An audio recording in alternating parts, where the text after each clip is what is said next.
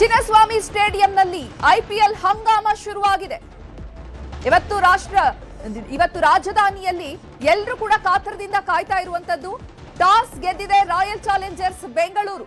ಚಿನ್ನಸ್ವಾಮಿ ಸ್ಟೇಡಿಯಂನಲ್ಲಿ ಐಪಿಎಲ್ ಹಂಗಾಮ. ಟಾಸ್ ಗೆದ್ದಿರುವಂತಹ ರಾಯಲ್ ಚಾಲೆಂಜರ್ಸ್ ಬೆಂಗಳೂರು ಬೌಲಿಂಗ್ ಆಯ್ಕೆ ಮಾಡಿಕೊಂಡಿದೆ. ಚಿನ್ನಸ್ವಾಮಿ ಸ್ಟೇಡಿಯಂನಲ್ಲಿ ಐಪಿಎಲ್ ಹಬ್ಬ ನಡೀತಾ ಇದೆ. ಈಗ ಟಾಸ್ ಗೆದ್ದಿರುವಂತಹ ರಾಯಲ್ ಚಾಲೆಂಜರ್ಸ್ ಬೆಂಗಳೂರು ತಂಡ ಬೌಲಿಂಗ್ ಆಯ್ಕೆ ಮಾಡಿಕೊಂಡಿದೆ.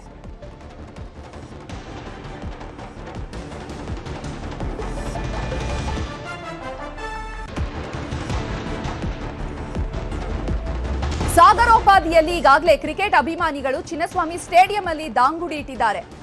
ಟಿಕೆಟ್ಗಾಗಿ ಪರದಾಡ್ತಾ ಇದ್ರು. ಯಾಕೆಂದ್ರೆ ಕೋಟ್ಯಾಂತರ ಕ್ರಿಕೆಟ್ ಅಭಿಮಾನಿಗಳು ಐಪಿಎಲ್ ನೋಡ್ಬೇಕು ಅಂತ ಕಾತರದಿಂದ ಕಾಯ್ತಾ ಇದ್ರು.